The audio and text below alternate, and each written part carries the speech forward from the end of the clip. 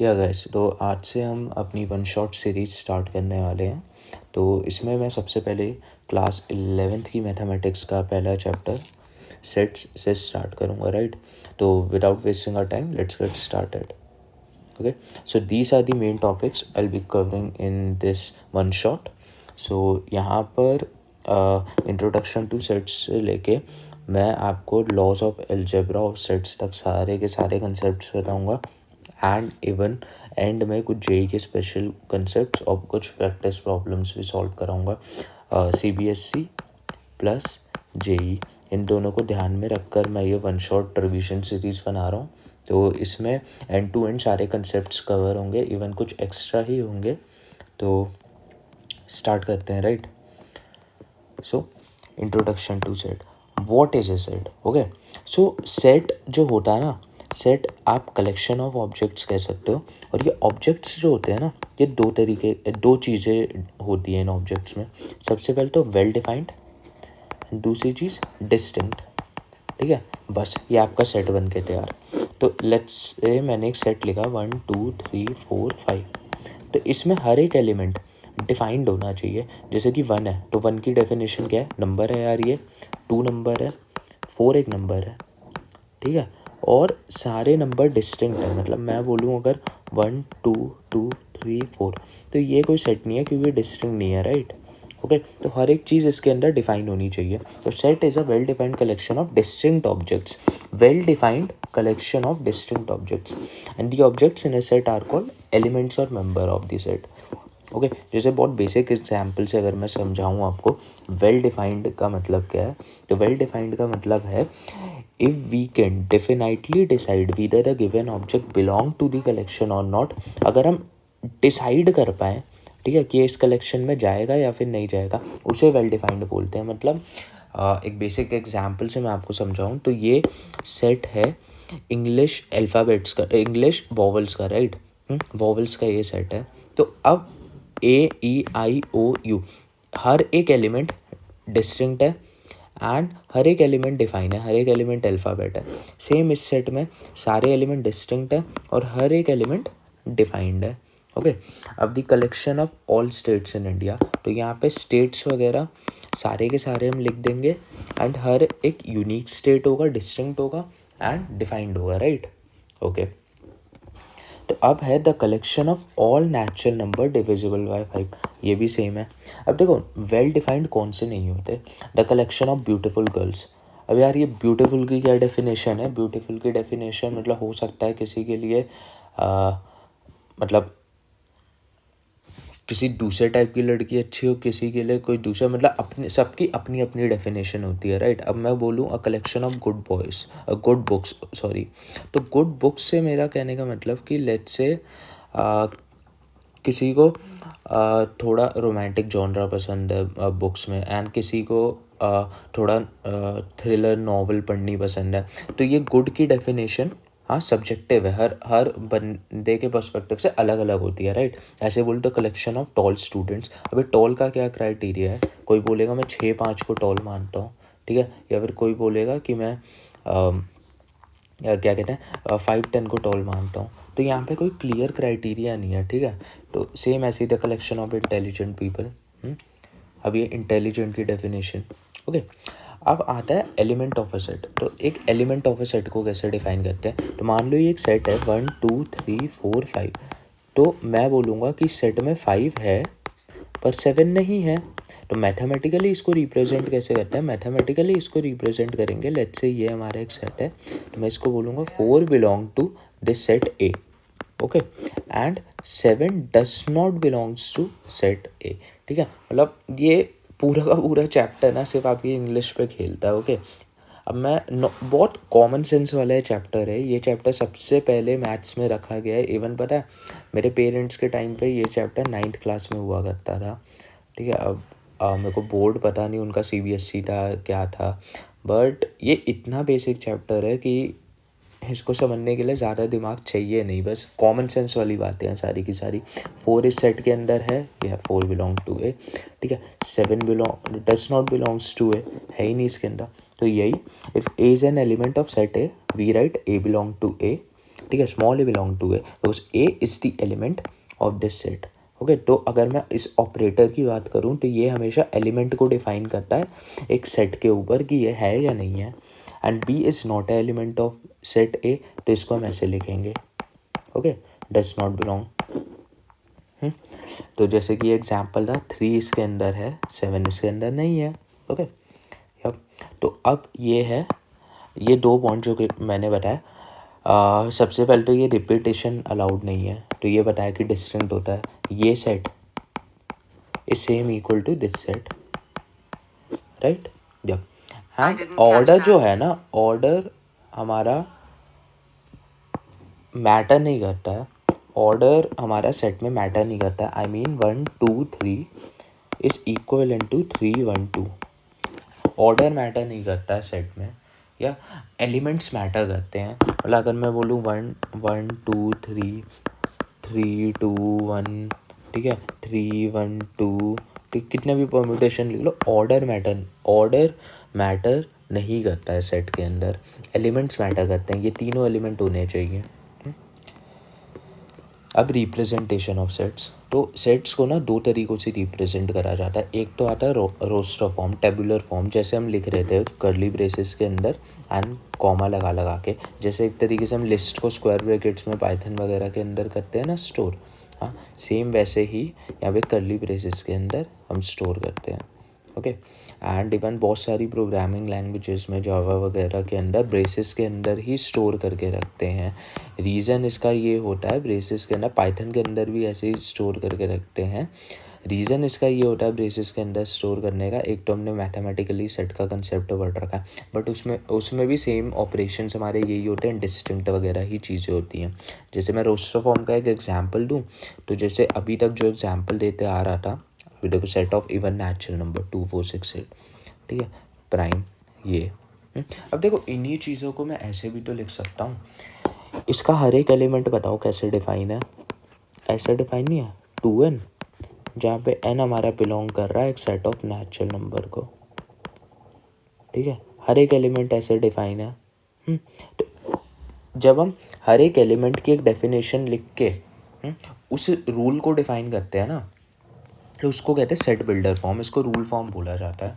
Roster form में क्या था, हमने डायरेक्टली ब्रेसेस के अंदर ऐसे लिख दिया।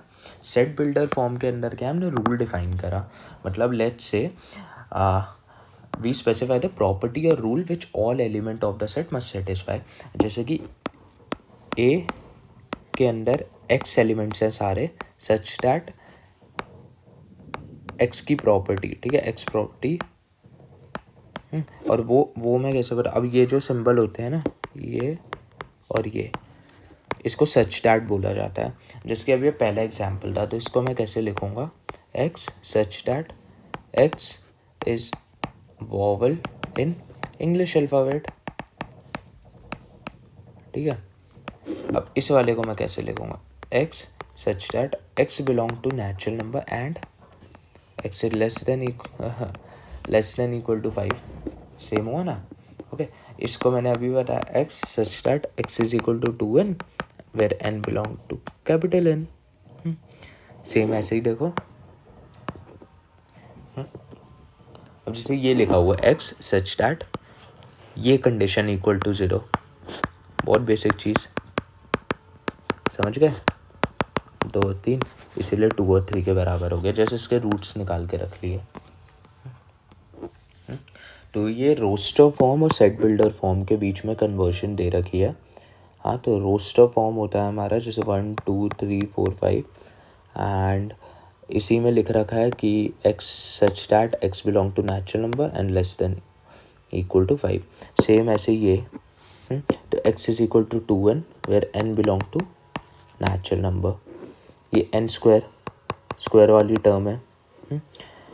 इसके अंदर देखा जाए तो ये इंटीजर है इस रेंज के अंदर, तो इसीलिए ऐसे डिफाइन करके लिखा हुआ है। ये क्या है, x is equal to 1/n, n belong to natural number.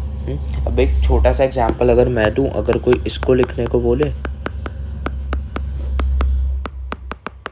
तो ये क्या होगा, इसको लिखेंगे x such that x is equal to 1/n square, n belong to what, n belong to a natural number, simple है ना। ओके, तो आते हैं अपने नेक्स्ट कंसेप्ट पे, टाइप्स ऑफ सेट्स। तो कौन कौन से टाइप्स होते हैं, तो सबसे पहले आता है हमारा एम्प्टी सेट, नल सेट और वॉइड सेट। मतलब नल सेट बोला जाता है इसको सबसे ज़्यादा। एम्प्टी सेट होता है कोई एलिमेंट ही ना हो, ठीक है, एम्प्टी हो, खाली हो, मतलब number of elements in this set is equal to 0। इसको रिप्रेजेंट करते हैं हम इन एम्प्टी ब्रेसेस से या फिर फाई से, इस सिंबल फाई से। मोस्टली एनसीईआरटी वगैरह में यही फाई सिंबल मेंशन होता है, तो हम भी फाई ही आगे कंटिन्यू करेंगे हर जगह। तो a set does not contain any element is called empty set. Phi या फिर करली एम्प्टी करली ब्रेसेस से डिनोट करा जाता है। एग्जाम्पल देखो, अब x such that x belong to natural number and इस रेंज में, क्या इस रेंज में कोई नेचुरल नंबर है नहीं ना, तो इसीलिए इसको फाई लिख दिया। अब x² इज इक्वल टू -1, ठीक है। अगर ये कंडीशन यहाँ पे नहीं लिखी होती तो ये फाई नहीं होता। क्यों? क्योंकि x is equal to iota, अगर आप डालोगे तो -1 आएगा, ठीक है। तो लेकिन यहाँ पे एक कंडीशन लिखी हुई है, तो फॉर एनी रियल नंबर, हाँ, for any real number x² must be greater और equal to 0। Okay, always positive, always positive, square of any real number is always positive. That's why यहाँ पे फाई नेगेटिव हो ही नहीं सकता कभी। अब 23 और 29 के बीच में कोई इवन प्राइम नंबर, सॉरी, कोई प्राइम नंबर है क्या? नहीं। 2 से बड़ा कोई इवन प्राइम नंबर है क्या? नहीं, ठीक है। वही है, बेसिक चीज़ है। अब देखो, इसको ना एम्प्टी सेट नहीं बोलेंगे, बच्चे इनमें कंफ्यूज होते हैं, ठीक है। इन दोनों सेट में एक एक एलिमेंट है, इसमें 0 है और इसमें एक एलिमेंट है फाई। इस फाई को एम्प्टी सेट की तरह अगर आप ट्रीट कर भी रहे हो ना, तो यार ये इस सेट के अंदर है, समझ में आ रही है, ये इस सेट के अंदर है। ओके, तो अब देखो, कार्डिनल नंबर, कार्डिनल नंबर क्या होता है? कार्डिनल नंबर होता है number of elements in a set, उसको बोलते हैं कार्डिनल नंबर। तो हमेशा कार्डिनल नंबर फाइव, जो कि मैंने बताया एम्प्टी सेट 0 होता है, कोई है ही नहीं ना, एलिमेंट ही नहीं है इसके अंदर। अब देखो, सिंगलटन सेट, ठीक है, इसका कार्डिनल नंबर क्या होगा? 1। यूनिट सेट बोलते हैं इसको, सिर्फ एक एलिमेंट हो, जैसे कि ये, जिसकी अब ये थोड़ा लिख रखा है अच्छी भाषा में। अगर ये चीज़ ना लिखी होती तो ये सिंगलटन सेट नहीं होता, क्योंकि इसके 2 होते हैं रूट्स। लेकिन नेचुरल नंबर वाला रूट लेना, एक रूट आ गया। इवन प्राइम नंबर एक ही है हमारे पास, इसका सॉल्यूशन एक ही आएगा। ओके, तो ये होता है सिंगलटन सेट। नेक्स्ट सेट्स भी बहुत ज़्यादा इसे नाम से पता चल रहा है, finite set and infinite set. Okay, तो फाइनाइट सेट होता है हमारा डेफिनाइट काउंटेबल नंबर, जिनको हम काउंट कर सकते हैं बेसिकली, उसको हम फाइनाइट सेट बोलेंगे। एंड इनफाइनाइट सेट होता है हमारा अनलिमिटेड अनकाउंटेबल नंबर, मतलब जो चीज़ काउंट नहीं हो सकती। जैसे कि ये एग्जाम्पल से समझो फाइनाइट सेट्स के, तो ABC, ओके, इसमें 5 एलिमेंट है, इसमें 5 एलिमेंट है, इसमें भी हमारे 5 एलिमेंट है। तो ये फाइनाइट सेट है, काउंटेबल है, हम काउंट कर सकते हैं। इनफाइनाइट सेट हो गए set of natural number, set of integer, ठीक है, ऑल इवन नंबर का सेट। ये x is equal to 2n, n belong to natural number, ये इवन नंबर का सेट है। यार पता चल रहा है तो मैं खुद ही, अनगिनत होते हैं, बचपन से पढ़ते हुए आए हैं नंबर्स, राइट। तो infinite sets. Cardinal number already बता चुका हूँ, ठीक है। नंबर ऑफ डिस्टिंक्ट एलिमेंट्स, एक सेट के अंदर एलिमेंट डिस्टिंक्ट ही होते हैं, तो अगर ये ना भी लिखे तो चलेगा, बट ठीक है। Number of distinct elements in a finite set, ठीक है। फाइनाइट सेट का ही कार्डिनल नंबर निकलता है, इनफाइनाइट सेट का अरे खुद ही इनफाइनाइट है, निकालोगे ही क्या, है ना। ओके, तो कार्डिनल नंबर और कार्डिनैलिटी बोलते हैं इसको, ठीक है, नंबर ऑफ एलिमेंट्स को। ओके, तो अब यहाँ पर क्या है कि इसको हम इसको हम रिप्रेजेंट कैसे करते हैं, या तो ऐसे और ऐसे। जनरली ऐसे करते हैं, तो फिर मैं भी ऐसे ही करूँगा, राइट, मैं भी ऐसे ही करने वाला हूँ। तो जैसे कि एग्जाम्पल्स हमारे, इसके ना 5 एलिमेंट है, तो कार्डिनैलिटी 5 हो गई है, ये पता ही है 5 है, कार्डिनैलिटी 0। अब ये एग्जाम्पल देखना ढंग से, इसके अंदर कितने एलिमेंट्स हैं? एक हो गया A, एक हो गया B और एक हो गया कंबाइंड CD, तो इसलिए 3 ही है। इनको अलग अलग मत गिनने लग जाना, क्योंकि ये पूरा एक सेट इस सेट के अंदर आ रहा है, हमें फ़र्क नहीं पड़ता कि ये एक सेट है, ये इसका एक एलिमेंट है। ओके, तो CD एक सिंगल एलिमेंट है। अब देखो इक्वल सेट्स क्या होते हैं, इक्वल सेट्स होते हैं हमारे जब सारे के सारे एलिमेंट हमारे बराबर हो। इक्वल सेट में हमारी कार्डिनैलिटी भी बराबर होती है एंड हमारे एलिमेंट्स भी सेम होते हैं, एलिमेंट्स भी सेम एंड कार्डिनैलिटी भी सेम, ठीक है। इसको कहते हैं इक्वल सेट्स। तो दो सेट इक्वल होते हैं अगर एग्जैक्टली सेम एलिमेंट्स हो, एग्जैक्टली सेम एलिमेंट्स हो तो कार्डिनैलिटी भी बराबर हुई ना, जैसे कि 1 2 3 3 1 2। अब जैसे ये इक्वेशन और 2 3 बराबर ही है क्योंकि इसके रूट्स 2 और 3 आते हैं, तो ये भी बराबर है। अब देखो इक्विवेलेंट सेट्स क्या होते हैं, इसमें क्या होता है, इसमें एलिमेंट से इनको फ़र्क नहीं पड़ता। इनको फ़र्क किस चीज़ से पड़ता है, इनको फ़र्क पड़ता है हमारे कार्डिनैलिटी से, ठीक है। If cardinality is same okay of two given sets then both the sets are known as equivalent sets, right. या उस पेयर को हम इक्विवेलेंट सेट बोलेंगे। इसको हम कैसे डिनोट करते हैं, हम ऐसे लिखते हैं A is equivalent to B only and only if the cardinality of both A and B are same, right. Okay ये देखो कार्डिनैलिटी दोनों की बराबर है। तो इक्वल सेट्स हमेशा इक्विवेलेंट होते हैं क्योंकि मैंने बताया इक्वल सेट के अंदर, ये बहुत छोटा सा पॉइंट मैंने बताया, इक्वल सेट के अंदर हमेशा इक्विवेलेंस वाला फैक्टर तो रहता ही है क्योंकि कार्डिनैलिटी हमेशा सेम होती है, ठीक है। लेकिन एक फैक्टर और होता है, क्या, एक फैक्टर और होता है इसके अंदर कि इसके एलिमेंट्स भी सेम होते हैं। तो हर इक्वल सेट इक्विवेलेंस तो है ही, लेकिन हर इक्विवेलेंट सेट इक्वल सेट नहीं होगा क्योंकि एलिमेंट सेम हो ना हो ज़रूरी नहीं है। जैसे कि ये देखो और ये एक एग्जांपल देखो, दोनों इक्विवेलेंट है क्योंकि कार्डिनैलिटी सेम है। क्या एलिमेंट सेम है, नहीं, तो क्या इक्वल है, नहीं। ओके अभी हमारे को स्टैंडर्ड नंबर सेट्स हैं जिनको हम याद करके रखते हैं, जैसे कि हमारा नेचुरल नंबर का सेट, whole number, integer, positive integer, negative integer. Positive integer ये z plus is equal to हमारा नेचुरल नंबर ही होता है, okay. z negative, negative integer, q हमारा रैशनल नंबर, q इनवर्स हमारा इर्रेशनल नंबर, ठीक है।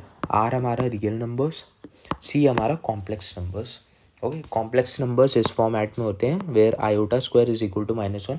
हम 5th चैप्टर में बहुत डिटेल में बात करेंगे इस बारे में, ओके।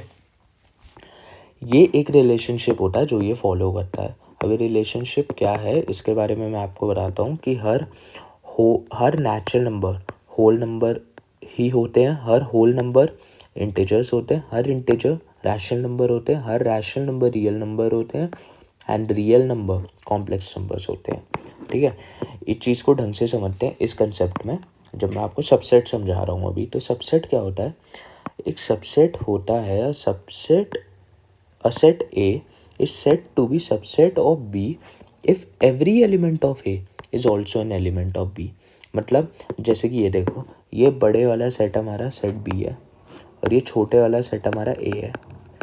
हर एक एलिमेंट A का B के अंदर तो आ ही रहा है ना, ओके। तो इसको बोलेंगे सबसेट। मतलब मैं बहुत बेसिक एग्जांपल से बताऊं तो ये हमारे पास 3 सेट्स हैं,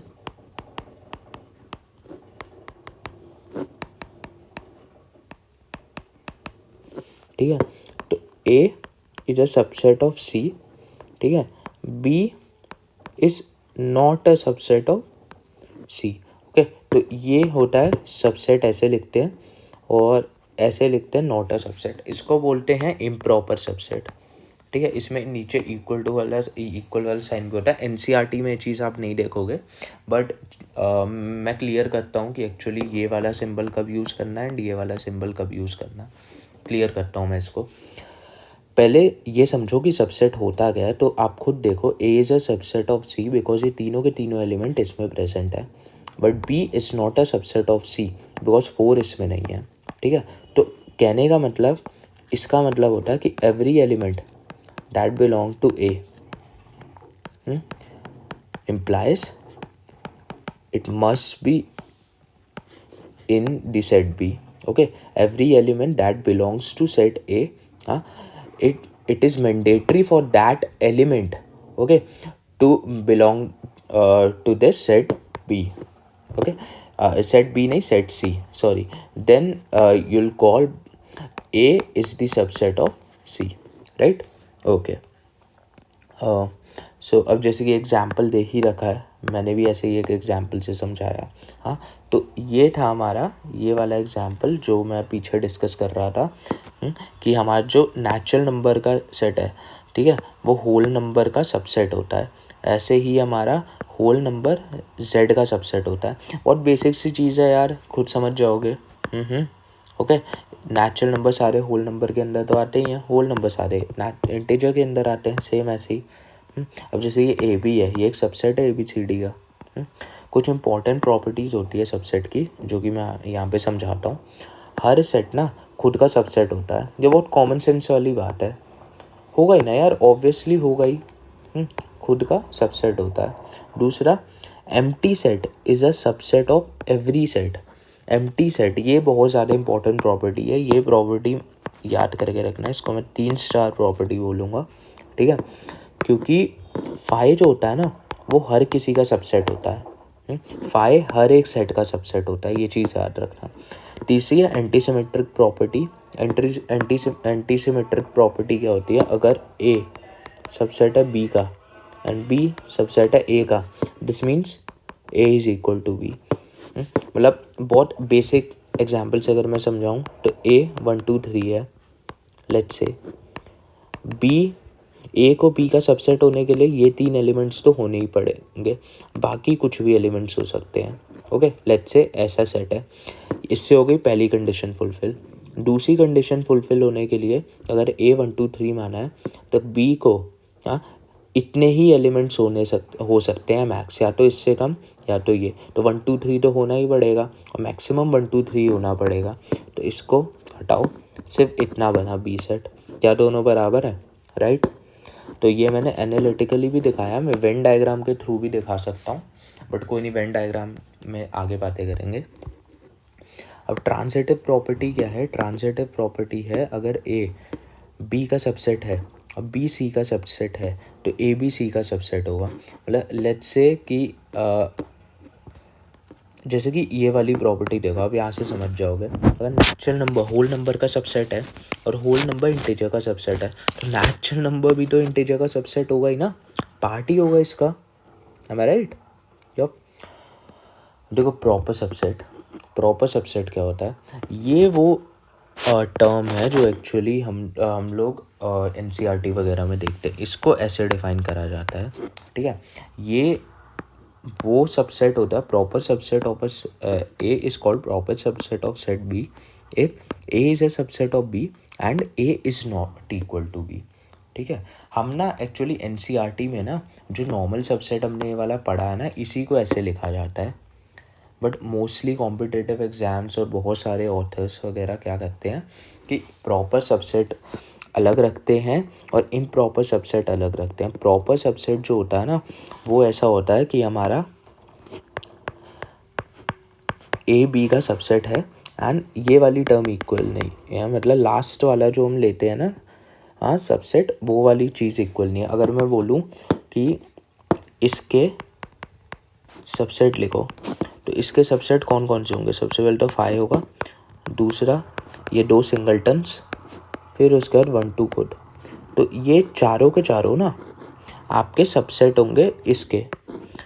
ये चारों के चारों आपके सबसेट होंगे इसके। लेकिन अगर मैं बोलूँ इसके इम्प्रॉपर सबसेट्स कौन कौन से होंगे, तो ये वाला नहीं होगा, इक्वल वाला नहीं होगा, सिर्फ ये 3 होंगे इसके। ओके, तो यहाँ से जैसे कि पता चल रहा होगा आपको कि अगर कार्डिनैलिटी किसी सेट की एम एल एच सपोज, हाँ, तो उसके नंबर ऑफ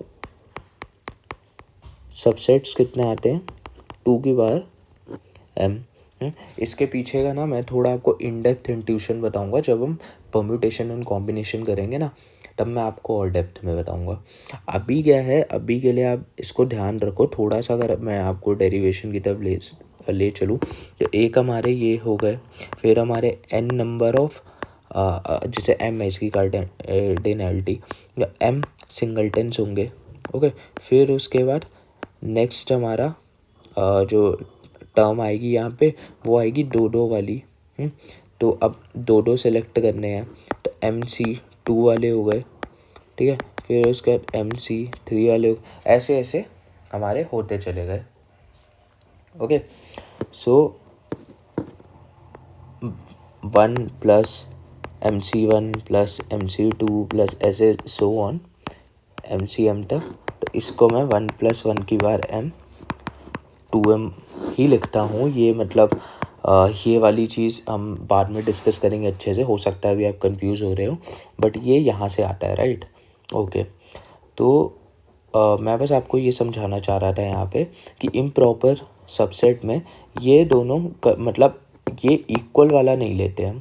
ये यहाँ पे लिखा ही हुआ है कि A is a subset of B and A is not equal to B, तो हम बोलेंगे A is a proper subset of B, right. ये देखो यही चीज़ यहाँ पे लिखी हुई है, इस चीज़ को बस इन्होंने थोड़ा ऐसे लिख दिया है। इस साइन को कहते हैं देयर इज सम, ठीक है। हाँ, तो there is some X belongs to B जो कि A में नहीं है, मतलब X में कुछ ना कुछ ऐसा एक एलिमेंट एटलीस्ट ज़रूर होगा जो A में नहीं है। तो इसका क्या मतलब, इसका मतलब यही है ना, दोनों इक्वल नहीं है। ओके, बहुत बेसिक सी चीज़, कॉमन सेंस वाली चीज़ें हैं यहाँ पे मोस्टली। जैसे ये इसका एक प्रॉपर सबसेट है, ये इसका प्रॉपर सबसेट नहीं है क्योंकि दोनों इक्वल है। ओके, अब फाई तो हर किसी का सबसेट होता है, इसमें तो कोई दिक्कत ही नहीं है। और यहाँ पे ये देखो ये वाला चेन ऑफ प्रॉपर सबसेट्स हैं। अब सुपर सेट क्या होता है, तो ये बहुत ईजी चीज़ होती है यार। अगर मैं बोलूँ A is a subset of B, this implies B is a super subset of A। Okay, super set, sorry super subset नहीं, सुपर सेट। तो A is super set of B, मतलब A is a subset of B, तो B is super set of A। Okay, बस इतना सा term है ये। अगर A is a subset of B, B is called super set of A। इसको ऐसे डिनोट करते हैं, बस कुछ नहीं, उल्टा कर दिया है सिंबल। अब नंबर ऑफ सबसेट्स का फॉर्मूला, तो अभी के लिए ना ये तुम एक तरीके से ये वाले ये याद रखो, इसकी डेरिवेशन परम्यूटेशन एंड कॉम्बिनेशन में अच्छे से समझाऊंगा मैं। और टोटल नंबर ऑफ सबसेट्स, अगर टोटल नंबर ऑफ सबसेट्स एक किसी भी सेट के वो होते हैं 2n। अब मैं बोलूँ प्रॉपर सबसेट, तो एक माइनस कर दो यार इक्वल वाला। अगर मैं बोलूँ नॉन एम्प्टी सबसेट, तो एक माइनस कर दो यार 5 के लिए, है ना, 5 के लिए, 5 वाला एम्प्टी वाला।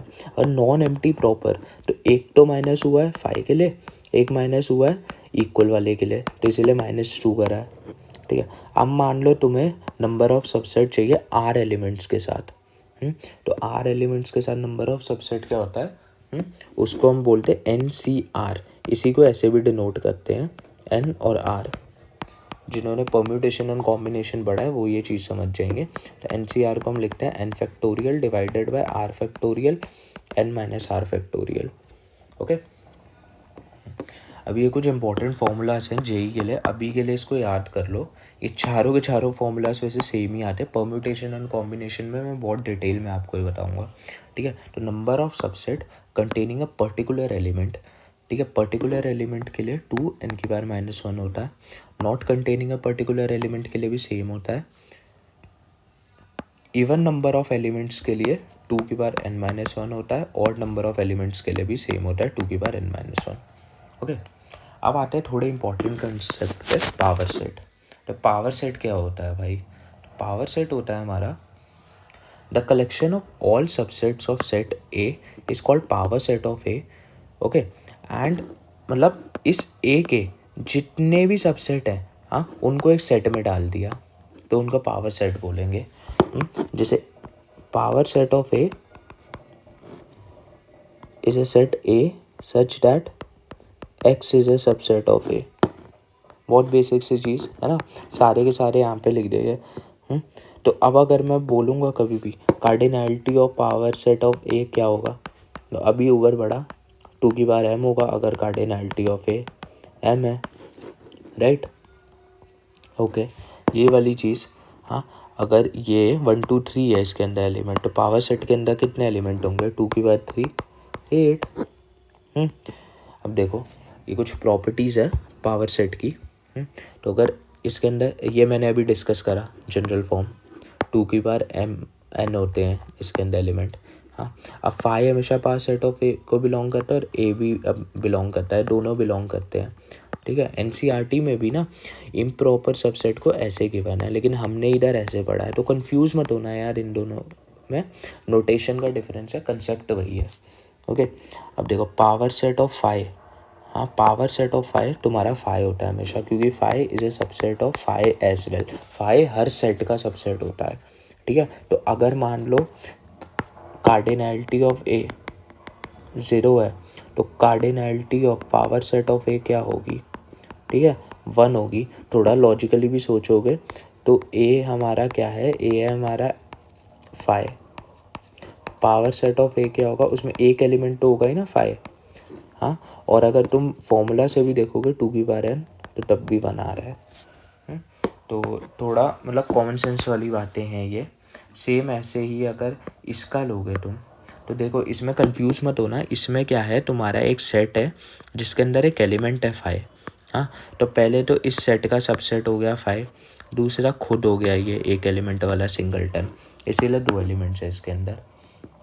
अब देखो कभी लिखा हो, कभी ऐसी चीज़ लिखी हो कि A is a subset of B, तो हम इसको क्या लिख सकते हैं, हम दोनों साइड पावर सेट्स ले सकते हैं, power set is of A is also subset of power set of B. ये वाली चीज़ यार मतलब मेरे को बताने की नीड नहीं है, ऊपर ही अगर बताया, ठीक है। पावर सेट ऑफ ए जो होता है वो 2m होता है, तो एक और बार पावर सेट ऑफ ए लूँगा, इसको बी बोलूँगा, तो ये एक तरीके से पावर सेट ऑफ बी लिखा है ना, बी में 2m एलिमेंट्स हैं, तो इतने हो जाएंगे, हो गया प्रूफ, इजी कंसेप्ट, ओके। अभी देखो इंटरवल्स वाला क्या सीन होता है, तो इंटरवल्स वाला सीन ना, इसका ऐसे ध्यान रखना, इसके लिए मैं यहाँ पे बता देता हूँ, एक्सक्लूड यानी कि जब हमारे नॉर्मल ये और ये साइन हो, तो इसके लिए हम ये वाले ब्रैकेट यूज़ करते हैं, एंड ये डिनोशन और ऐसे ओपन सर्कल, और जब भी हमारा इंक्लूड आता है, जैसे हमारा ये और ये वाले साइन हो, तो हम ऐसे और ऐसे ये वाले स्क्वायर ब्रैकेट्स यूज़ करते हैं, और हमारा क्लोज सर्कल होता है एकदम फिल्ड। तो अब अगर किसी ने बोला A to B open interval, तो इसका मतलब क्या है, किसने बोला x belong to A to B, तो इसका मतलब है ये, ओके। अगर किसी ने बोला x belong to A to B square brackets है, तो इसका मतलब है ये, ओके। एंड इसको नंबर लाइन पे रिप्रेजेंट कैसे करेंगे, ये ओपन सर्कल, ये ओपन सर्कल, ये 2 है तो फिल्ड सर्कल। अब ये देखो यहाँ पे पैरेंथेसिस है, तो ये ओपन कर दिया, यहाँ पे स्क्वायर है, ये क्लोज कर दिया, ओके। यही चीज़ें यहाँ पे दी हुई हैं, तो इनफाइनाइट ओपन के लिए इनफाइनाइट को हम ऐसे लिखते हैं, और इनफाइनाइट पे ना कभी भी हम स्क्वायर ब्रैकेट नहीं लगाते, इनफाइनाइट पे हमेशा ओपन ब्रैकेट लगता है ऑलवेज। तो अगर कोई आपको बोलेगा ये चीज़ लिखो, तो हम इसको कैसे लिखेंगे, इसको हम लिखेंगे x belong to A to infinite, हाँ ग्रेटर देन इक्वल टू था इसीलिए हमने स्क्वायर ब्रैकेट लगाया, ओके या। अब हम आते हैं universal set and Venn diagrams के ऊपर, जिससे आप लोगों को और क्लैरिटी मिलेगी, राइट।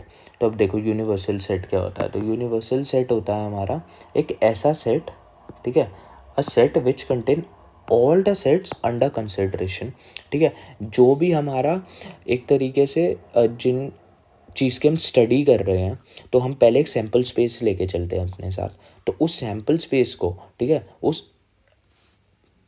उस सेट को जो अंडर कंसिडरेशन है, ओके, उसको हम यूनिवर्सल सेट बोलते हैं, उस सैम्पल स्पेस को, उस बड़े से सैम्पल स्पेस को। तो लेट्स से अगर हमें if we study sets of natural number, तो हमारा सैम्पल स्पेस हो गया नेचुरल नंबर। अगर रियल नंबर स्टडी कर रहे हैं तो हमारा सैम्पल स्पेस हो गया रियल नंबर, ओके। फिर उसके बाद हमने 2 स्पेस ए और बी वो करे हैं। अब इसका जो यूनिवर्सल सेट हो सकता है, इट कुड बी हमारा set of natural number, real number भी हो सकता है, ठीक है, कुछ भी इंटीजर भी हो सकता है, होल नंबर भी हो सकता है यू, ठीक है, हमने इधर मान लिया कि नेचुरल नंबर है, यू कुड बी। ओके, अब वेन डायग्राम्स क्या होते हैं? वेन डायग्राम्स होते हैं पिक्टोरियल रिप्रेजेंटेशन होते हैं हमारे, जो रेक्टेंगल और सर्कल्स और ओवल्स की फॉर्म से लिखे जाते हैं। तो अब जैसे कि मैं वेन डायग्राम से बताऊँ तो हमेशा जो हमारा यूनिवर्सल सेट होता है वो हमेशा हम एक रेक्टेंगल से ऐसे शो करते हैं एंड हम अपने सेट को सर्कल से शो करते हैं। तो लेट्स से ये हमारा एक सेट है ए और बी। अब इसके अंदर हमारे पास दो सेट के अंदर तीन रीजन्स आते हैं, ठीक है, एक ये वाला रीजन, हाँ, एक ये वाला रीजन और एक ये वाला रीजन। इसको बोलेंगे ओनली ए का रीजन, नॉट बी, बी कुछ भी नहीं है इसके अंदर। इसको बोलेंगे ओनली बी का रीजन, नॉट ए, ए कुछ भी नहीं है। एंड इसको बोलेंगे intersection of A and B. And इस पूरे को बोलेंगे, मतलब इसे एक्स बोलो, इसे वाई बोलो, जेड बोलो। एक्स ये था, वाई ये था एंड जेड ये था। इस पूरे एक्स प्लस वाई को हम ए बोलेंगे, है ना। ये देखो एक्स प्लस वाई क्या है, एक्स प्लस वाई है ए। वाई प्लस जेड को हम बी बोलेंगे and x plus Y plus z को हम बोलेंगे यूनियन, ठीक है। या फिर मैं यूनियन टर्म अभी नहीं यहाँ पे लिख रहा, इसको हम बोलेंगे total A and B. A and B क्या सारे के सारे हमने इंक्लूड कर दिए तो उसको हम बोलेंगे। ओके, तो ये चीज़ याद रखना, एक्स वाई जेड और क्या ये होता है, ये सिंगल सेट का होता है। तो अभी इन चीज़ों पे मत जाओ, अभी डिस्कस करते हैं, बट ये याद रखना दो सेट के लिए। ओके, सेम तीन सेट के लिए, तो तीन सेट के लिए भी हमारे पास तीन रीजन्स आते हैं। तीन रीजन नहीं, एक दो तीन चार पाँच छः सात, सात रीजन्स आते हैं। ये हुआ हमारा only A not B and C, B and C है ही नहीं। Same only B not A and C, only C not A and B. अब देखो ये वाला रीजन, ठीक है, ये वाला रीजन हुआ intersection of B and C. ये वाला रीजन हुआ intersection of A and C. ये वाला रीजन हुआ intersection of A and C. And इतना रीजन हुआ तीनों का इंटरसेक्शन। बट अगर मैं बात करूं इस रीजन की, सिर्फ इसकी, तो ये क्या होगा, ये होगा हमारा इन दोनों का इंटरसेक्शन माइनस ये वाला रीजन, ठीक है। सेम ऐसे ही ये वाला रीजन, इन दोनों का इंटरसेक्शन माइनस ये वाला रीजन, ठीक है। मतलब तुम्हें क्लैरिटी दिख रही है, तुम्हें समझ में आ रहा है कि कौन सा पोर्शन क्या है, बस ये समझ में आ रहा है ना, तुम सारे क्वेश्चंस कर लोगे सेट के। तो अभी एक बार ऑपरेशंस ऑन सेट्स की बात करते हैं। तो सबसे पहला ऑपरेशन होता है हमारा यूनियन ऑफ सेट। तो यूनियन ऑफ दो सेट होते हैं हमारे, it is set of all element which belong to A और बी और बोथ, मतलब ए में भी है, बी में भी है और बोथ में भी है। सारे के सारे एलिमेंट्स बता रहा है ना, x plus Y plus z, अगर ये एक्स वाई जेड है तो इसको हम यूनियन बोलेंगे, ठीक है। तो लेट्स से एक एग्जांपल से मैं समझाऊँ, तो अगर ए है 1 2 3, बी है 2 3 4, तो जो ए यूनियन बी होगा, यूनियन को ऐसे डिनोट करते हैं। अब जो ए यूनियन बी होगा वो होगा हमारा 1 लिख लिया हमने, 2 दो बार है हटाओ इसे, 3 भी 2 बार है हटाओ इसे, 4 और 5, तो 1 2 3 4 5 दोनों के सारे एलिमेंट्स इंक्लूड कर लिए हमने। तो ये होता है यूनियन। अब होता है प्रॉपर्टीज ऑफ यूनियन, देखो, ओके। तो कॉम्यूटेटिव होता है, एसोसिएटिव भी होता है। आइडेंटिटी ये होती है कि ए यूनियन 5, ये तो एम्प्टी सेट है, एंड ए के अंदर तो सारे एलिमेंट्स आ ही रहे हैं, तो ए यूनियन 5 इज ए। अब आइडेम्पोटेंट लॉ, तो यार मतलब इसमें मैं क्या ही बताऊँ, common sense and domination law, ठीक है। तो अगर ए का यूनियन ले रहे हो यूनिवर्सल सेट के साथ, हाँ, तो यू ही तो आएगा। मतलब तुम ये समझो कि ये वाला सेट है तुम्हारा एंड इन दोनों का तुम यूनियन ले रहे हो तो ये पूरा ही आ जाएगा ना। एग्जैक्टली तो इसीलिए यूनिवर्सल सेट। अब देखो ए जो है ना हमेशा ए यूनियन बी में बिलोंग करता है। अब जैसे ये ए है, हाँ बिलोंग नहीं करता है, मीन सबसेट है। अब देखो ये चीज़ भी अभी समझ लेना, ठीक है। X belong to A and x is a subset of A. दोनों में बहुत ज़्यादा डिफरेंस है। ये यूज़ होता है हमारे एलिमेंट के लिए, इसको हम लिखते हैं एलिमेंट के लिए बिलोंग टू, एंड इसको हम लिखते हैं सेट के लिए सबसेट वगैरह ये सब, ठीक है। इन दोनों में डिफरेंस हमेशा क्रिएट रखना, मतलब ये दोनों अलग अलग चीज़ें हैं, ओके। अब मैं कह रहा हूँ ए यूनियन बी, तो जो ए है वो सबसेट है ए यूनियन बी का, देख के पता चल रहा है। And B is also subset of A union B. And similarly अगर मैं बोलूँ A is a subset of B, तो A is a subset of B में हमारा कैसा बनेगा, हमारा A is a subset of B में बनेगा, ये हमारा बी हो गया, हमारा ए हो गया, ठीक है। तो अब इसको मैं ए बोलूँ, इसको मैं ए बोलूँगा, इसको मैं बी बोलूँगा, और दोनों का यूनियन लूँगा। अरे तो बी आ रहा है ना। तो सेम ये चीज़ यहाँ पे लिखी हुई है। मतलब फॉर्मूलाज याद करने की नीड ही नहीं पड़ती, लॉ हो यार, जस्ट वेन डायग्राम बनाओ, बेसिक मैं भी याद करके नहीं रखता। अब दूसरा ऑपरेशन होता है इंटरसेक्शन ऑफ सेट्स। तो इंटरसेक्शन को ऐसे डिनोट करते हैं उल्टा यू, यूनियन ऐसे था, इंटरसेक्शन ऐसे है। इंटरसेक्शन होता है दोनों का common, A and B the set of all element which belong to both A and B, ठीक है। तो एंड होता है, देखो ये होता है और, यूनियन को हम और बोलते हैं और इंटरसेक्शन को हम एंड बोलते हैं, ये चीज़ ध्यान रखना। तो ये देखो ये मिड वाला पोर्शन जो मैं बात कर रहा था ना, इसको बोलते हम ए इंटरसेक्शन बी। जैसे कि एक ये सेट है एक ये सेट है, तो ए इंटरसेक्शन बी क्या होगा, दोनों का कॉमन। तो दोनों का कॉमन क्या है, 2 कॉमन है एंड 4 कॉमन है, ठीक है। तो 2 और 4 लिख दिया।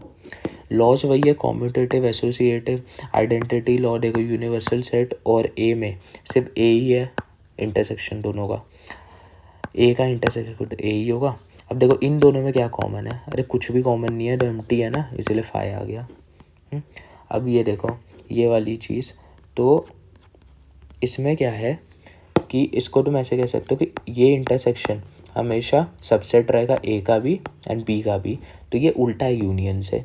यूनियन में क्या था, ए हमेशा सबसेट रहता था ए यूनियन बी का, बी, इसमें उल्टा है, ओके। एंड अगर ए बी का सबसेट है, तो जैसे ऊपर वाले इस डायग्राम में बताया, इस वाले डायग्राम में क्या होगा, दोनों का कॉमन वाला पोर्शन लेंगे, तो कॉमन वाला पोर्शन लेंगे तो सिर्फ ये बचेगा। तो यही चीज़ यहाँ पे लिखी हुई है मैथमेटिकल टर्म में। अब डिसजॉइंट सेट्स क्या होते हैं, तो डिसजॉइंट सेट्स होते हैं हमारे दो सेट्स ए और बी, उसको डिसजॉइंट बोलते हैं अगर कोई भी एलिमेंट कॉमन नहीं हो। मतलब ए इंटरसेक्शन बी हमारा 5 हो, number of elements in A intersection B is 0, okay. तो हम उसको डिसजॉइंट सेट बोलते हैं। देखो कितनी दूर दूर है, क्या कोई है कॉमन, कोई भी कॉमन नहीं है, ओके। अब डिफरेंस ऑफ सेट्स क्या होता है, तो डिफरेंस ऑफ सेट्स मैंने बताया कि एक सेट में से, लेट्स से कोई सेट ए है, उसमें से बी को हटा दिया, तो उसके अंदर क्या आएंगे, उसके अंदर एक्स के सारे एलिमेंट्स आएंगे, हाँ, जो कि हमारे बी में नहीं है, ओके। तो इसी को ना हम ऐसे भी लिखते हैं कि एक्स ए के अंदर है तो ए, एंड बी के अंदर नहीं है तो बी कॉम्प्लीमेंट, ठीक है। कॉम्प्लीमेंट क्या होता है, वो वाले एलिमेंट्स, हाँ, जो इस सेट के अंदर नहीं है। लेट्स से हमने बोला बी कॉम्प्लीमेंट, तो ऑल एलिमेंट्स जो कि बी को नहीं बिलोंग करते, लेकिन किसको बिलोंग करते हैं, यूनिवर्सल सेट को, यूनिवर्स में है लेकिन बी को बिलोंग नहीं करते, उसको हम बी कॉम्प्लीमेंट कहते हैं, ओके। ऐसे ही जैसे इस एग्जाम्पल से समझो, इस ए माइनस बी करना है हमें, तो ए में से ये तीनों हटा दो, तो 2 हटा दिया, 4 हटा दिया, 6 तो है नहीं, बच गया 1 3 5। अब हमें बी माइनस ए करना है, तो बी में से ए हटा दो, तो 2 हटा दिया, 4 भी हटा दिया, 6 तो है ही नहीं हमें, बच गया 6, तो इसीलिए आ गया। अब जैसे कि इस एग्जाम्पल से ही देखा हमने, पहली प्रॉपर्टी तो ऐसे ही आ गई, कॉम्यूटेटिव है ही नहीं है। दूसरी प्रॉपर्टी समझो, ए में से माइनस कर रहे हैं कैसी चीज़ जिसके अंदर कुछ है ही नहीं, तो ए ही आएगा। अब कुछ है ही नहीं उसके अंदर से हम ए माइनस कर रहे हैं, तो कुछ है ही नहीं आएगा, ठीक है। सेम माइनस कर रहे हैं, 5 आएगा, हाँ। ये मैंने ऊपर बताया ये कैसे आया, ओके। एंड इसको अगर मैं थोड़ा और ढंग से बताऊं, तो जैसे इसे डायग्राम में देखना, इस डायग्राम में यहाँ पे ये वाला पोर्शन क्या है, सिर्फ इतना पोर्शन, इस एक्स, इसको हम बोलेंगे ए, ठीक है। ये पूरा इंटरसेक्शन कौन सी चीज़, ये बी का कॉम्प्लीमेंट, ठीक है। बी का अब हमारा ए तो ये रहा पूरा ए, ये हमारा पूरा ए, एंड हमारा बी का कॉम्प्लीमेंट ये है।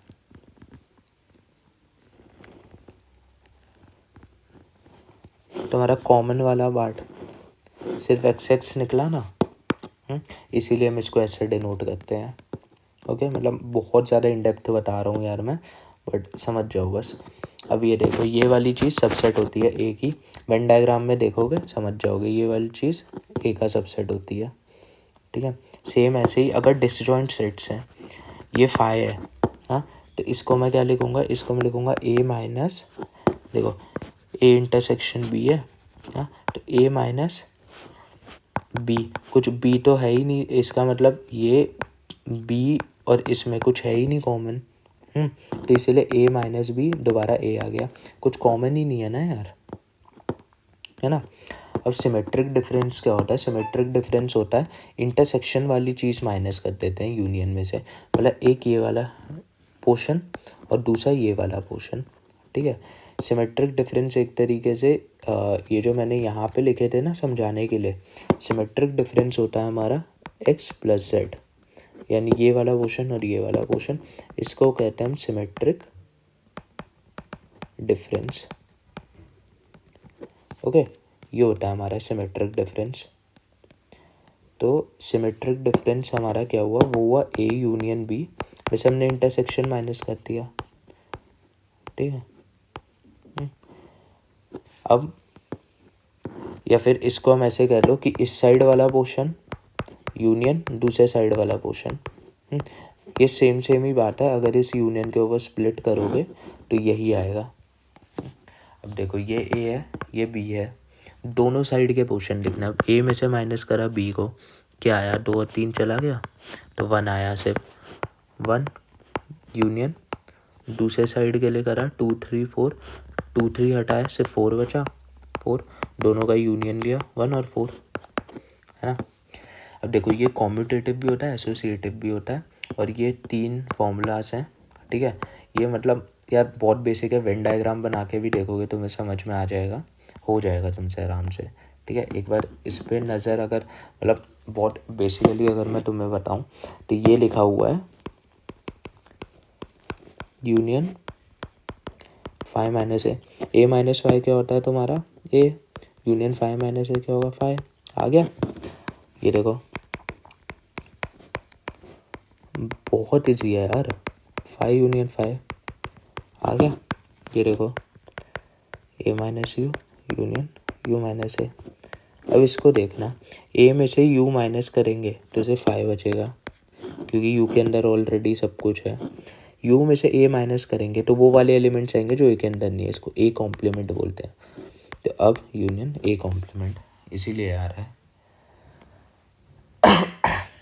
अब ये वाली चीज़, जैसे कि ये वाला डेरिवेशन करने के लिए ऑलरेडी वो वेन डायग्राम अगर हम लेंगे तो इसमें जैसे उस वेन डायग्राम में जैसे हमारा x plus z equal to ये सिमेट्रिक डिफरेंस था ए डेल बी, ओके। तो एक्स को हम क्या लिखेंगे, एक्स के अंदर आएंगे हमारे number of elements of A minus intersection, okay. And z के अंदर क्या आएगा, जेड के अंदर आएगा number of elements B minus intersection. तो इसीलिए हमारा n A plus n B minus 2 times of number of elements in intersection. इससे समझ जाओ, तुम इससे समझ जाओगे ये वाली चीज़ क्या लिखी हुई है, ये वाली चीज़ हमारी लिखी हुई है number of elements in A minus ये इंटरसेक्शन माइनस कर दिया।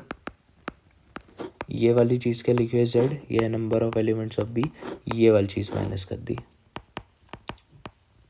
ओके। सॉर्टेड, सॉर्ट है भाई। तो अब कॉम्प्लीमेंट क्या होता है मैं ऑलरेडी बता चुका हूँ, complement of set A with respect to universal set, ठीक है। It is set of all elements in U that which are not in A, वो वाले जो ए में नहीं है, इसको ऐसे भी लिखते हैं, ऐसे भी लिखते हैं और ऐसे भी लिखते हैं। मैं इसे फॉलो करता हूँ जनरली, एनसीईआरटी वगैरह में ये वाला फॉलो होता है, ठीक है। तो ये वाली चीज़ u माइनस ए होता है, ठीक है। वो वाले एलिमेंट जो यूनिवर्सल सेट में तो हैं एंड ए में नहीं है। तो जैसे कि अगर यूनिवर्सल सेट हमारे पहले 10 एलिमेंट का है, ए ही है, तो ए कॉम्प्लीमेंट क्या होगा, ये 3 हटा दो, 2 हटा दो, 4 हटा दो, 6 हटा दो, 8 हटा दो, 10 हटा दो, बच गया 1 3 5 7 9, वही कॉम्प्लीमेंट।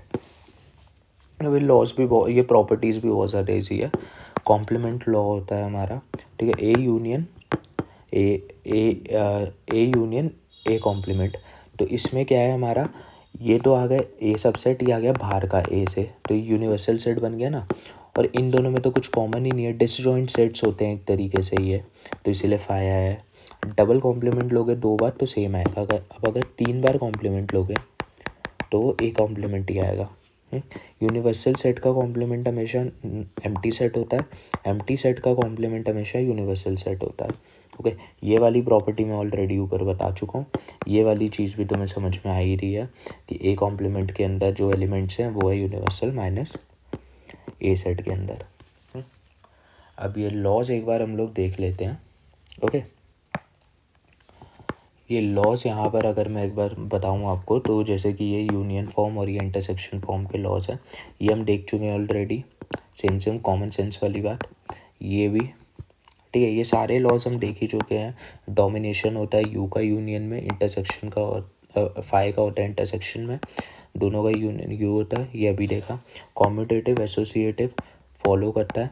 अभी डिस्ट्रीब्यूटिव लॉ क्या होता है, ये जो यूनियन होता है ये इसके अलोंग डिस्ट्रीब्यूट हो जाता है एंड इंटरसेक्शन मिडल में आ जाता है। सेम ऐसे ही हम करेंगे, तो इसको क्या लिखेंगे, इसको लिखेंगे, इसको सॉल्व करने पे ए इंटरसेक्शन बी, यूनियन बच गया तो यूनियन आ गया, और इसको जब इसके साथ करेंगे तो हम लिखेंगे इंटरसेक्शन सी। वही बेसिक चीज़ है, ठीक है। एब्जॉर्प्शन लॉ पे आने से पहले ये देख लो, तो ये दोनों सेम ही चीज़ें हैं, ठीक है। इन्वोल्यूशन लॉ ये बहुत ज़्यादा बेसिक चीज़ है। ओके, अब यहाँ पर हम एब्जॉर्प्शन लॉ की बात करते हैं। तो एब्जॉर्प्शन लॉ को आप कैसे देखो, आप देखो कि लेट्स से आपके पास एक अपना वेन डायग्राम है यूनिवर्सल सेट, और आपके पास ये 2 सेट है ए और बी। ओके, तो अब मैंने बोला ए और बी, तो अब अगर ए सेट का यूनियन लेंगे ए इंटरसेक्शन बी के साथ, तो ये रहा ए सेट पूरा, ठीक है, और इंटरसेक्शन भी तो इसके अंदर ही आ गया, ये रहा इंटरसेक्शन। तो देख रहे हो कि ए ही तो आया ये, है ना। अब मान लो ए का इंटरसेक्शन लेना है ए यूनियन बी के साथ, ठीक है, तो ये ए है, हाँ, और ये पूरा का पूरा ए यूनियन बी है, तो ए ही तो आया इंटरसेक्शन। ओके, अभी डी मॉर्गन्स लॉ देखो, ये तो 2 एलिमेंट के लिए लिखा हुआ है। इन जनरल क्या होता है डी मॉर्गन्स लॉ, अगर हमारे सारे यूनियन हो रहे हैं एंड देन उसका कॉम्प्लीमेंट ले, तो इंडिविजुअल के कॉम्प्लीमेंट्स हो जाते हैं और सबके इंटरसेक्शन होते हैं। अगर सारे इंटरसेक्शन है एंड उसका कॉम्प्लीमेंट ले, तो इंडिविजुअल के कॉम्प्लीमेंट्स हो जाते हैं एंड सबके यूनियन हो जाते हैं। ओके, ये एक इम्पॉर्टेंट रिजल्ट है जो हम याद रखेंगे। ये इंपॉर्टेंट रिजल्ट्स हमारे डी मॉर्गन लॉ 2 के लिए, जैसे देखो यूनियन हो रहा है एंड सेम हम इससे भी समझ सकते हैं, इस वाले से। तो इसे डायग्राम से अगर मैं आपको समझाऊं, तो जैसे कि हमारा ए यूनियन बी ये है, तो बाहर जितना बच गया वो है हमारा ए यूनियन बी का कॉम्प्लीमेंट, ठीक है। तो अब देखो ए का कॉम्प्लीमेंट क्या होगा, ए का कॉम्प्लीमेंट होगा ये पूरी दुनिया, ठीक है, हाँ। बी का कॉम्प्लीमेंट होगा ये पूरी दुनिया, ठीक है। दोनों के इंटरसेक्शन में से के वाला पोर्शन हट जाएगा, के वाला पोर्शन हट जाएगा, तो बचेगा सिर्फ ये। इसीलिए ए यूनियन बी का complement is A complement intersection B complement. बहुत इजीली प्रूव हो जाएंगे ये जनरलाइज डी मॉर्गन और ये नॉर्मल भी। आप वेन डायग्राम बना के देखना, ये इंपॉर्टेंट रिजल्ट्स है जो हम याद रखेंगे, ठीक है। एक ये वाला रिजल्ट जो है हमारा, तो ये वाला रिज़ल्ट हम देख चुके हैं काफ़ी बार, ये दोनों रिज़ल्ट्स।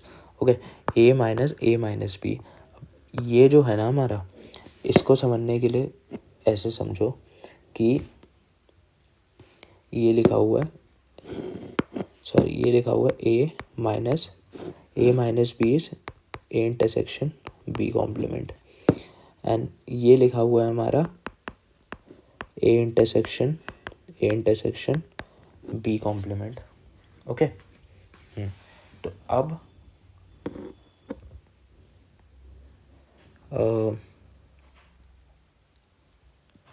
नहीं, इसका भी कॉम्प्लीमेंट, हाँ। तो अब a intersection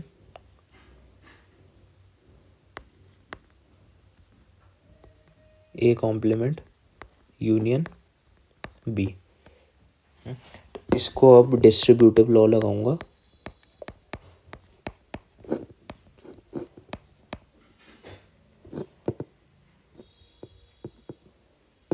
union A intersection B, ये तो हो गया हमारा phi union A intersection B, final answer आ गया ए इंटरसेक्शन बी। ठीक है, सेम ऐसे ही इसके साथ एक बार अगर आप ट्राई करोगे तो इसके साथ क्या होगा, ए यूनियन, तो A union A this,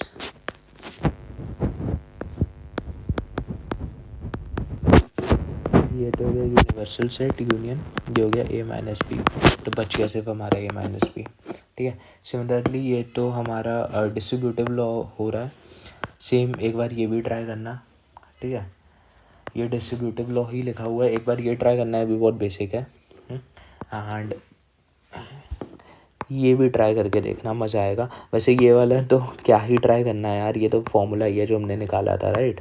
okay, अभी सबसेट इक्विवेलेंसेस अगर हम देखें तो अब सबसेट इक्विवेलेंसेस क्या है हमारे, कि अगर ए तुम्हारा बी का, ए जो है वो बी का सबसेट है।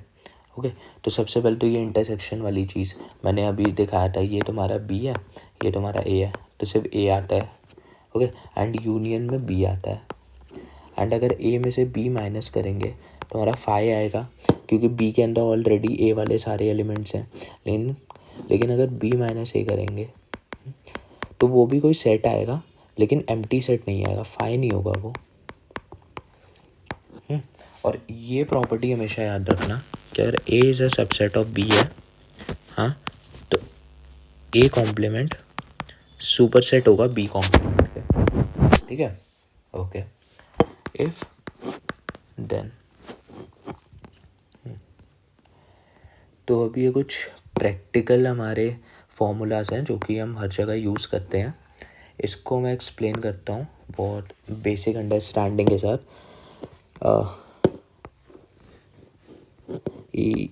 ये देखो, तो अब ये हो गया हमारा सेट ए, ये हो गया बी, ये हो गया यूनिवर्सल सेट। तो अब जैसे कि दो सेट्स के लिए मैं बताऊँ, तो ये वाली चीज़ क्या होगी, और ये वाली चीज़, और ये,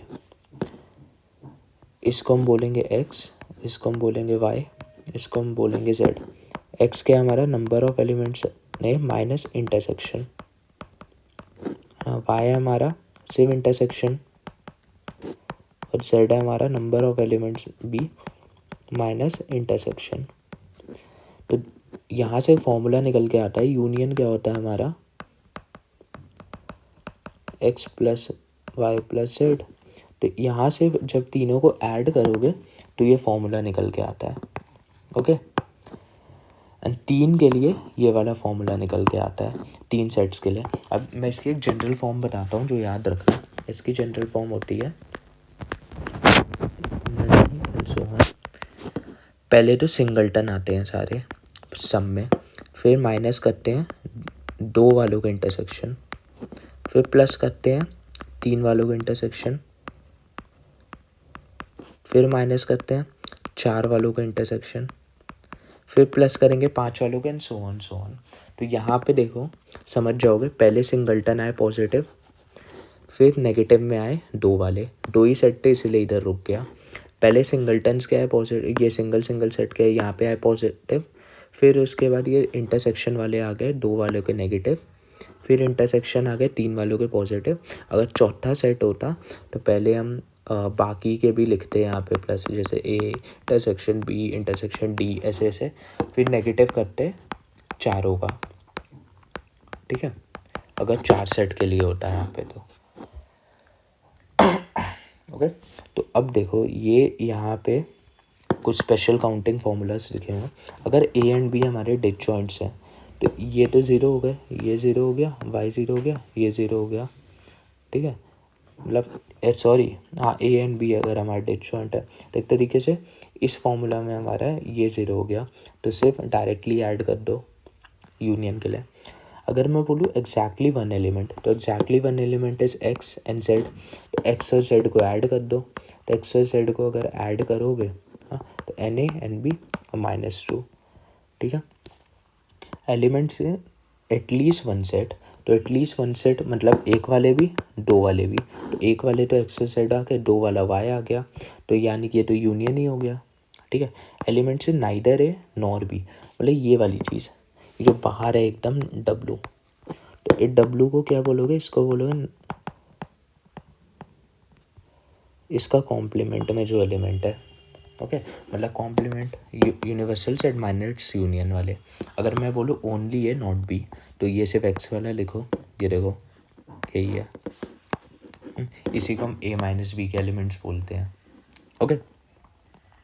अब 3 सेट के लिए अगर मैं बनाऊँ तो 3 सेट के लिए भी सेम ही रहता है हमारा। 3 सेट के लिए हमारी कहानी थोड़ी सी बड़ी हो जाती है, बस कंसेप्ट सेम रहता है। 3 सेट के लिए अगर अब मैं बना के दिखाऊँ तो ये रहा हमारा पहला सेट, ये रहा हमारा दूसरा सेट, और ये रहा हमारा तीसरा set, A B C, okay, A B C D E F G, ठीक है। ई को मैं बोलूँगा तीनों का इंटरसेक्शन, ओके। बी को मैं क्या बोलूँगा, बी को मैं बोलूँगा दो का इंटरसेक्शन ए और बी का माइनस तीसरा वाला तीनों का इंटरसेक्शन, ठीक है। ये बी वाला आ रहा है, दिख रहा होगा तुम्हें मैं कैसे लिख रहा हूँ। डी को मैं बोलूँगा ए और सी का इंटरसेक्शन, मैं इसको माइनस ई कर देता हूँ, माइनस ई, ठीक है। एफ को मैं बोलूँगा, मतलब अगर तुम लोग क्वेश्चन ऐसे सॉल्व करने जाओगे ना फॉर्मूला से याद करके, तो तुम्हें दिख रहा है कि कितना ज़्यादा इजी है। ऐसे ही अब मैं सिर्फ ए को क्या बोलूँगा, तो ए को मैं बोलूँगा, ठीक है, ए को मैं बोलूँगा सिर्फ number of elements in A minus B minus D minus E, तो B minus D minus E क्या होगा, इसमें से ए माइनस करोगे और फिर ये माइनस करोगे, ठीक है, तो ये 3 टाइम्स हो जाएगा, ठीक है, -3, तो ये होगा तुम्हारा ए इंटरसेक्शन बी, ऐसे ही बी निकालोगे तो एन बी के लिए बी माइनस एफ करना पड़ेगा,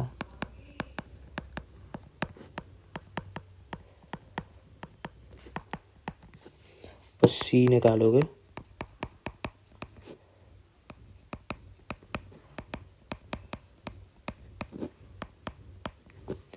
बस। अब ये वाले तुम सारे सॉल्व कर सकते हो, तुम्हारे पास ये सब है, अब तुम सारे के साथ सॉल्व कर सकते हो। मैंने बोला एग्जैक्टली वन सेट, तो एग्जैक्टली वन सेट से मेरा क्या मतलब है, ए सी जी, ठीक है, ये तीनों ऐड कर दो, ए सी जी, ठीक है। ये बी मैंने गलत लिख दिया यार यहाँ पे, ये जी होगा, ठीक है। ए जी सी, तो ए जी सी अगर तुम ऐड करोगे तो ये तुम्हें दिख रहा होगा ये आते हुए, ठीक है। शायद से यहाँ पे मेरे से कोई मिस्टेक हुई है यार, हाँ बहुत बड़ा ब्लंडर हुआ है यहाँ पे -3 नहीं आएगा, यहाँ पे प्लस, यहाँ पे सिर्फ एक ही आएगा, ठीक है।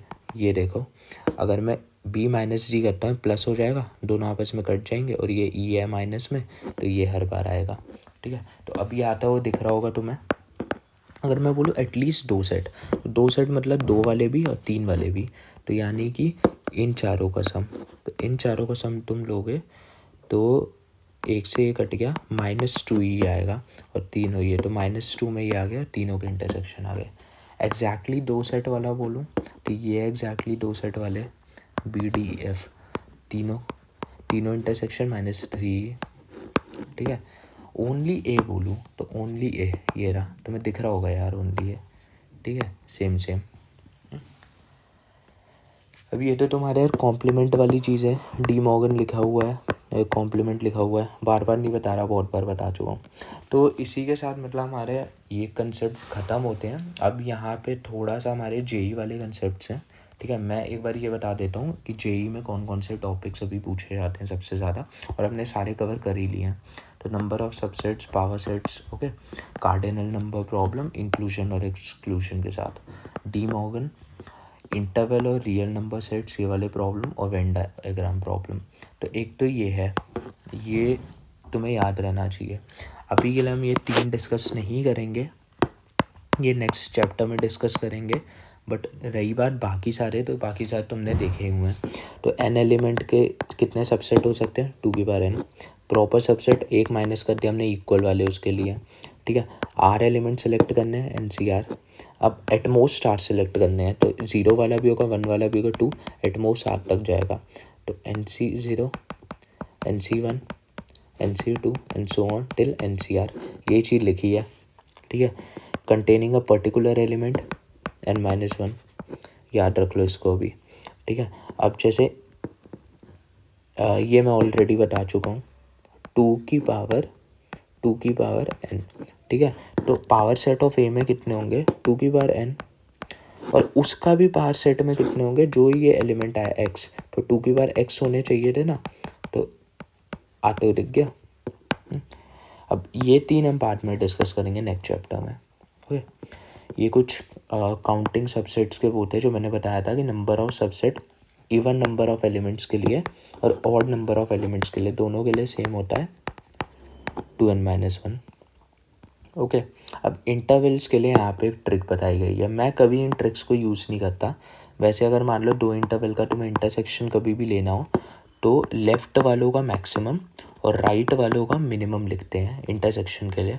यूनियन के लिए ओवरलैपिंग पे डिपेंड होता है, एंड लेंथ ऑफ इंटरवल होता है तुम्हारा, चाहे कोई सा भी इंटरवल हो, B-A, मतलब राइट माइनस लेफ्ट, ठीक है। इसको मैं एक एग्जांपल से अगर समझाऊँ, ये हमारा एक इंटरवल है, ठीक है।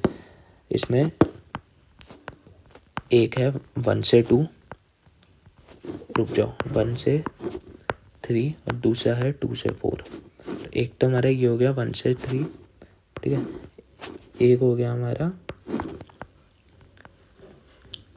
2 से 4, तो कॉमन तुम्हें दिख गया, ये है कॉमन 2 से 3। ऐसे ही अगर मैं लिखूँ यहाँ पे 1 से 3 इंटरसेक्शन 2 से 4, तो इन दोनों का मैक्सिमम लेते हैं। इन दोनों का मैक्सिमम क्या है 2, और इन दोनों का मिनिमम क्या है 3, तो 2 से 3। अब मैं ये सब याद रखता ही नहीं, मैंने ओवरलैपिंग से देख लिया। अगर मैं यूनियन बोलूँ तो यूनियन ये पूरा हो गया, तो यूनियन हुआ हमारा इसका 1 से 4, इन दोनों का यूनियन, है ना, ओके। लेंथ ऑफ इंटरवल कितनी हो गई इसकी, तो इसकी लेंथ ऑफ इंटरवल हो गई 3-2-1, इसकी लेंथ ऑफ इंटरवल हो गई 4-1 3, ओके। अब ये हमारी कुछ पावर सेट की ट्रिक्स होती हैं, ओके। तो पावर सेट की प्रॉपर्टीज़ होती हैं बेसिकली, अगर पावर सेट ऑफ ए और पावर सेट ऑफ बी बराबर है, दिस मीन्स हमारे दोनों के दोनों सेट बराबर हैं, ठीक है। ऊपर की दोनों प्रॉपर्टीज़ वेन डायग्राम से आप देख सकते हो, ठीक है। इतनी कोई ज़्यादा इंपॉर्टेंट प्रॉपर्टीज़ ये है नहीं, मतलब मैं कुछ जेई के क्वेश्चन यहाँ पे सॉल्व करके दिखाता हूँ, एंड मतलब बहुत ज़्यादा कंसेप्ट पर आपकी बात होती है, ठीक है। आपका होता ही नहीं है ये कि आपको इतने सारे फॉर्मूलाज याद रखने हैं, मतलब आप ये देखना मैं कैसे सॉल्व करता हूँ। तो जैसे Na3 है, तो पावर सेट ऑफ ए के अंदर कितने एलिमेंट्स होंगे, पावर सेट ऑफ ए के अंदर होंगे हमारे 2 की power 3 8, okay. And power set of A के अंदर कितने होंगे, वो होंगे 2 की पावर 8 256, ओके। 2 की पावर 3 इज इक्वल टू 8, ये आया हमारा पहले, और फिर उसके बाद 2 की पावर 8। अभी ये देखो, मैं कोई फॉर्मूला याद नहीं रखूँगा, मैं सिंपल सा एक वेन डायग्राम बनाऊँगा, ये लिखूँगा फिजिक्स के, लिखूँगा मैथ्स के, ठीक है, फिजिक्स एंड मैथ्स। 30 जो है वो दोनों में पास है, 40 है फिजिक्स में पास है, तो इसका मतलब 10 और दे दो, 40 बन गया फिजिक्स में पास, 50 मैथ्स में, 20 और दे दो, ठीक है। अब मेरे से पूछा है find those who failed in both, दोनों में, ठीक है। तो 100 ये है, तो 100 -10 -30 -20, ठीक है, 40 फाइनल आंसर। मेरे को ये सब फॉर्मूला याद ही नहीं, मेरे को सिर्फ कंसेप्ट याद है, निकल गया आंसर। ओके, अब ये थर्ड क्वेश्चन देखो, ये थर्ड क्वेश्चन कितना ज़्यादा इजी है। ये 2 सेट है, इंटरसेक्शन निकालना है। अब एक तो ये हो सकता है इसको पहले सॉल्व करो, इसको पहले सॉल्व करो, जैसे इन्होंने कर रखा है, फिर दोनों में से कॉमन निकालो, 3 है कॉमन तो 3 आ गया आंसर। थोड़ा लॉजिकली देखोगे, ये एक पैराबोला है, ठीक है, ये एक पैराबोला, ये एक पैराबोला, इंटरसेक्शन मतलब ये दोनों कर्व जहाँ पे इंटरसेक्ट कर रहे हैं। तो एक तरीके से इसका कहने का मतलब है ये दोनों इक्वल है जहाँ पे, दिख गया होगा तुम्हें, राइट। ओके, अभी देखो, अगर ए के अंदर 5 एलिमेंट है तो सबसेट अब ए कंटेन एटलीस्ट 2 एलिमेंट क्या होगा, तो एटलीस्ट 2 एलिमेंट होगा, पहले 2 वाले सारे, 3 वाले सारे, 4 वाले सारे, 5 वाले सारे। तो 2 वाले सारे लिखूँगा, ठीक है, 3 वाले, या फिर इसको ऐसे लिख सकता हूँ कि हमने पहले सारे के सारे सबसेट लिख दिए, उसमें से माइनस कर दिया 0 वाले मतलब 5, एक उसमें से माइनस कर दिया सिंगलटन सारे, ठीक है। इन्होंने ये वाली अप्रोच से करा है, तुम इस वाली से भी कर सकते हो, बात बराबर है। ओके, अभी वेन डायग्राम की रीजन एनालिसिस है 3 सेट के लिए, मैं ऑलरेडी ये ऊपर करवा चुका हूँ डिटेल में, अगर तुम देखोगे यहाँ पे तो ये ऑलरेडी मैंने रीजन एनालिसिस करा दिया 3 उसके लिए। एक बार इसको देख लेना, वीडियो पॉज करके एक बार इसे देख लो, राइट। ओके, एंड ये थी हमारी समरी जो हमने पढ़ा। तो हमने इस पूरे में, हमें अब सेट पता है क्या होता है, वेल डिफाइंड और डिस्टिंक्ट कलेक्शन ऑब्जेक्ट्स का, ठीक है। Roster form, set builder form हमने पढ़ा, ये सारे टाइप्स पढ़ लिए, सबसेट पढ़ लिया, power set, union, De Morgan, हमें ये दोनों फॉर्मूलाज पता है, हमें ये सारे के सारे सिंबल्स भी पता है, एंड यप हो गया। तो ये एक बार तुम ये सारे के सारे क्वेश्चन ना, ये CBSE लेवल कुछ प्रॉब्लम्स लाया हूँ मैं तुम्हारे लिए, एक बार पॉज करके ट्राई करना। अगर कोई आंसर गलत आता है, कोई क्वेश्चन समझ में नहीं आता है, प्लीज़ एक बार चैट बॉक्स में लिखना, अपना कमेंट करना मेरे को, मैं उसका सॉल्यूशन भेज दूंगा, राइट। ये कुछ JEE मेन के प्रॉब्लम है जो मैं तुम्हारे लिए लाया हूँ, एक बार इन्हें सॉल्व करना।